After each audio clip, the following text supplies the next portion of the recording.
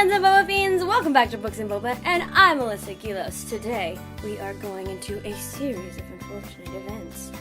And today, to couple with the series of unfortunate events, is the Outcast, a Cha2o Vietnamese dessert drink.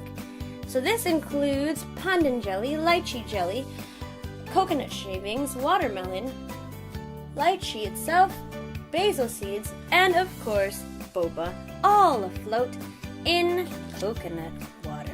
I was about to say milk. But yeah, so for those of you who don't know, this is a common drink, or I guess dessert, that is called Vietnamese cha. So just one of the many kinds of cha. I used to work at a place that served cha, and it's kind of like halo halo, because that's what I've most familiarized myself with. But honestly, this is just a really fresh drink.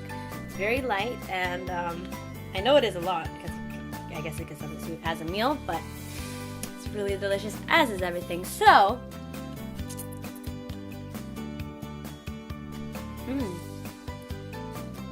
here we go! A series of unfortunate events. Book the first, The Bad Beginning, by Lemony Snicket, illustrated by Brett Helquist. To Beatrice, darling, dearest, dead. If you are interested in stories with happy endings, you would be better off reading some other book.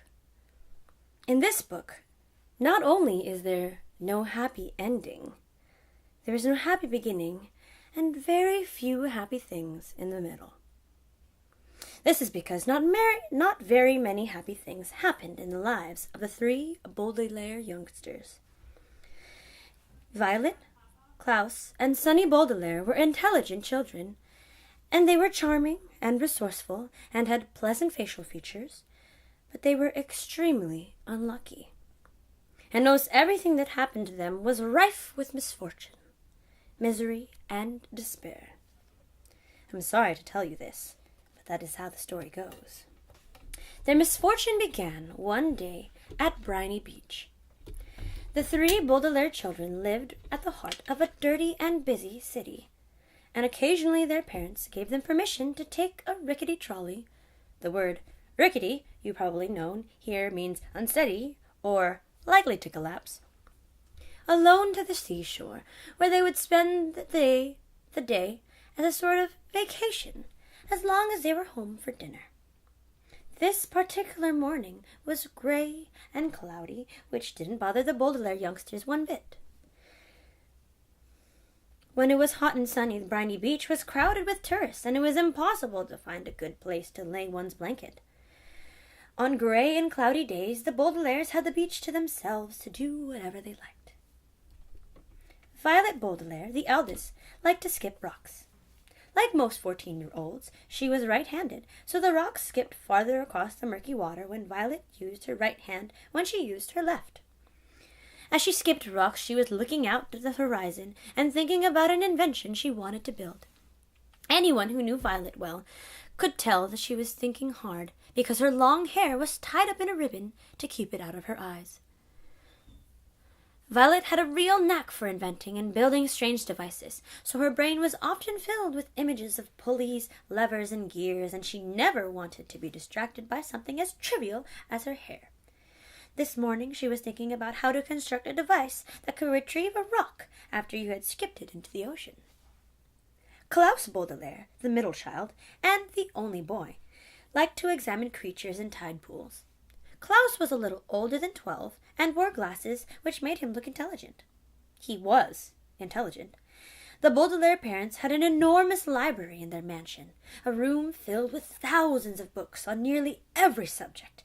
Being only 12, Klaus, of course, had not read all the books in the Baudelaire library, but he had read a great many of them, and had retained a lot of the information from his readings. He knew how to tell an alligator from a crocodile, he knew who killed Julius Caesar, and he knew about the tiny, slimy animals found at Briny Beach, which he was examining now. Sunny Baudelaire, the youngest, liked to bite things. She was an infant, and very small for her age, scarcely larger than a boot. What she lacked in size, however, she made up for with the size and the sharpness of her 4 teeth. Sunny was at an age where one mostly speaks in a series of unintelligible shrieks, except when she used the few actual words in her vocabulary like bottle, mommy, and bite. Most people had trouble understanding what it was that Sunny was trying to say. For instance, this morning, she was saying gack over and over, which probably meant, look at that mysterious figure emerging from the fog. Sure enough, in the distance, among the mystery shore of Briny Beach, there could be seen a tall figure striding toward the Baudelaire children. Sunny had already been staring and shrieking at the figure for some time when Klaus looked up from the spiny crab he was examining and saw it too. He reached over and touched Violet's arm, bringing her out of her inventing thoughts. "Look at that," Klaus said, and pointed toward the figure. It was drawing closer, and the children can see a few details. It was about the size of an adult, except its head was tall and rather square.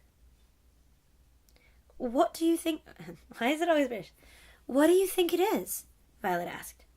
"I don't know," Klaus said, squinting at it, "but it seems to be moving right toward us." "We're alone on the beach," Violet said, a little nervously. "There's nobody else it could be moving toward." She felt the slender, smooth stone in her left hand, which she had been about to try to skip as far as she could. She had this sudden thought to throw it at the figure, because it seemed so frightening. "It only seems scary," Klaus said, as if reading his sister's thoughts, "because of all the mist." This was true. As the figure reached them, the children saw with relief that it was not anybody frightening at all, but somebody they knew, Mr. Poe. Mr. Poe was a friend of Mr. and Mrs. Baudelaire, whom the children had met many times at good dinner parties. One of the things Violet, Klaus, and Sunny really liked about their parents was that they didn't send their children away when they had company over, but allowed them to join the adults at the dinner table and participate in the conversation as long as they helped clear the table. The children remembered Mr. Poe because he always had a cold and was constantly excusing himself from the table to have a fit of coughing in the next room. Mr. Poe took off his top hat, which had made his head look large and square in the fog, and stood for a moment, coughing loudly into a white handkerchief. Violet and Klaus moved forward to shake his hand and say, "How do you do?" "How do you do?" said Violet. "How do you do?" said Klaus. "Oh do yow!" said Sunny. "Fine, thank you," said Mr. Poe. But he looked very sad. For a few seconds nobody said anything, and the children wondered what Mr. Poe was doing there at Briny Beach, when he should have been at the bank in the city where he worked. He was not dressed for the beach. "It's a nice day," Violet said finally, making conversation. Sunny made a noise that sounded like an angry bird, and Klaus picked her up and held her. "Yes, it is a nice day," Mr. Poe said absently, staring at the empty beach. "I'm afraid I have some very bad news for you children." The 3 Baudelaire siblings looked at him. Violet, with some embarrassment, felt the stone in her hand, and was glad that she had not thrown it at Mr. Poe. "Your parents," Mr. Poe said, "have perished in a terrible fire." The children didn't say anything. "They've perished," Mr. Poe said, "in a fire that destroyed the entire house. I'm very, very sorry to tell you this, my dears."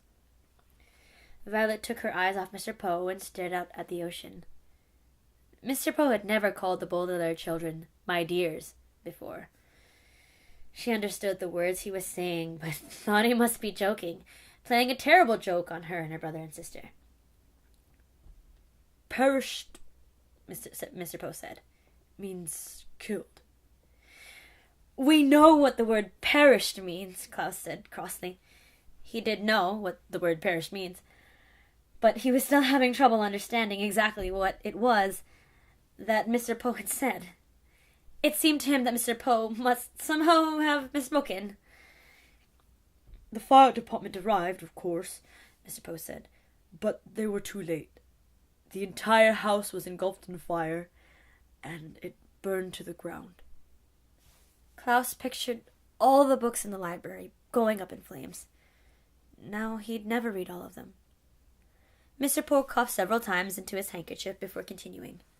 I was sent to retrieve you here and to take you to my home, where you'll stay for some time while we figure things out.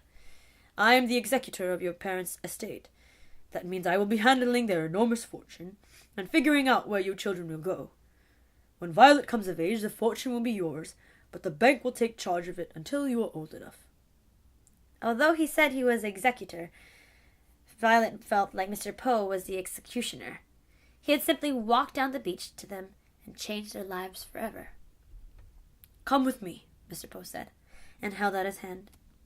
In order to take it, Violet had to drop the stone she was holding. Klaus took Violet's other hand, and Sunny took Klaus's other hand, and in that manner the 3 Baudelaire children, the Baudelaire orphans now, were led away from the beach and from their previous lives.